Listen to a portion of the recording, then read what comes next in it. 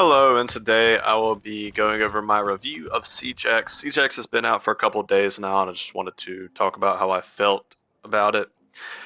Starting off, I'll be talking about the whole graphic changes because it's very apparent that the graphics are much different. Like, for instance, Chalet, very different.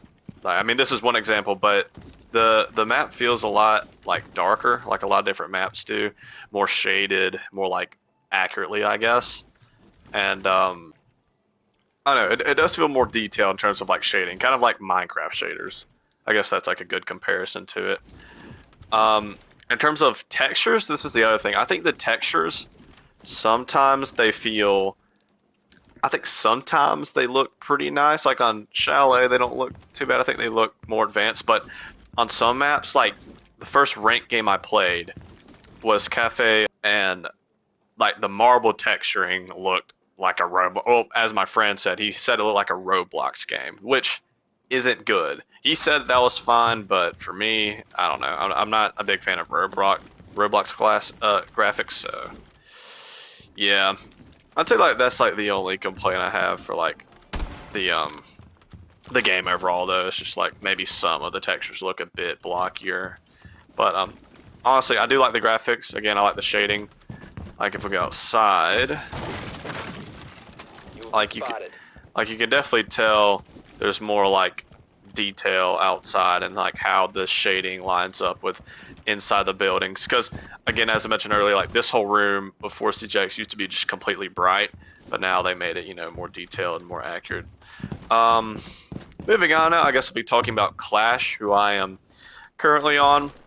In my opinion, I think Clash, obviously, like in the right hands, is like can be broken, but also if she's in the wrong hands, she's really not that good. Um, because like the ability to place down your shield and do that is crazy. Okay, oh my gosh, man, sucks. This is actually the first time I've played controller on CJX. I've been playing on PC a lot more. I would have recorded on PC, but a lot of the quality is not as good, like for my mic and stuff. Um, Wait, so okay, that's kind of weird how you can just like destroy your shield though from what? Like imagine you're trying to accidentally like jump or something and or, like you accidentally press your jump button or something like that and you just break your shields and are like, "Oh shoot, you're screwed now." I guess another thing about like details and graphics is like I remember they talked about this since the game was going to be darker, all the characters have like red outlines now, which in my opinion, when I first heard about it, I didn't see how they're going to do it or like how it was going to be noticeable because I wasn't noticing it. But eventually, like as I was playing the game, I kind of noticed it more when like people, just like on any enemy, honestly, like if they're pushing up, they have this red outline around them. I think it's kind of tacky. I don't really think it's necessary. I mean, I guess it does prevent like people from hiding in shaded spots, which I will go down to the basement. Like the only way I could see like people hiding in like shaded corners being a problem is like because I remember in old Siege that used to be a problem even though I didn't play back then. Like I don't there's really nowhere you can like just hide in a corner and not be seen. Like you're blind if you can't see a person sitting in that corner. But I mean, in my opinion, it's really not a problem. I don't think the red outline is really necessary. Oh yes, Siege. What's that game mode called? The 6v6 game mode, whatever the frick it's called. In my opinion, it's I tried it one time and I don't plan on trying it again. It was not, in my opinion, it kind of sucked. Like if you're gonna do that at that point, just play like Call of Duty or something, because like it's literally just running around and like planting a bunch of diffusers and shooting.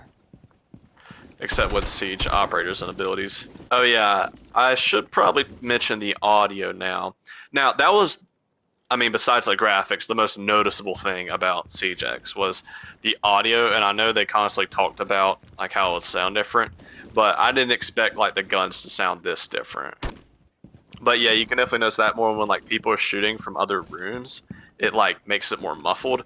And honestly, it's not a problem, but like it is kind of inaccurate. Like sometimes because like if you hear someone, and I know this because I've had it happen to me. I mean, not in this specific area, but like let's say someone was shooting through that doorway right there, like from this area, if you're standing like out right here, it would sound a lot more muffled, which I don't know if it would actually sound like that in like a real life gunfight. I mean, obviously this isn't like a realistic. I mean, it's realistic, but it's not like actually realistic.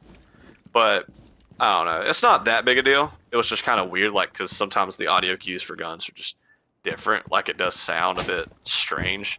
Not bad, just strange. I guess that's what I have to say. And then I guess in terms of like people like roaming and like hearing footsteps and stuff like that. I don't know. I don't really know how to feel about it. It's just like I guess it's more like I know they said they were going to make it more like accurate to like what and like if an enemy was in a room or something, but sometimes it's been kind of jacked up. I know people are saying you need to have it on what was the audio? I think it was like hi-fi or something that if you didn't have it on it just wasn't good.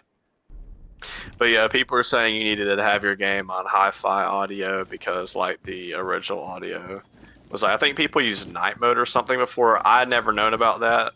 I mean that was a new thing to me. I don't know if people use like a certain audio, but apparently people are saying night mode is like jacked up, and like even someone in a ranked game told me that. Um, but overall, yeah, I think that's mainly it. Just audio quality. It's like everything's different. Ooh, and destructible ingredients. I haven't talked about that. I mean, me personally, like I don't think they're very. I don't think they're like a huge part of the game, which I do like because when I first heard about the destructible ingredient things, I wasn't too high on it. I really didn't like the concept that much. But I think Ubisoft did a good job with like putting them in like a minor role to the actual gameplay. So I think that's good, obviously. Um, because I don't think. Oh no, what is weird? Hold up, is there one down here? Let's see if there is. It's like the pipe things that explode. I think there's one over here. Yeah, right here. These things are weird, but like, I know they do that, and then they like. Oh wow, that actually does a lot of damage.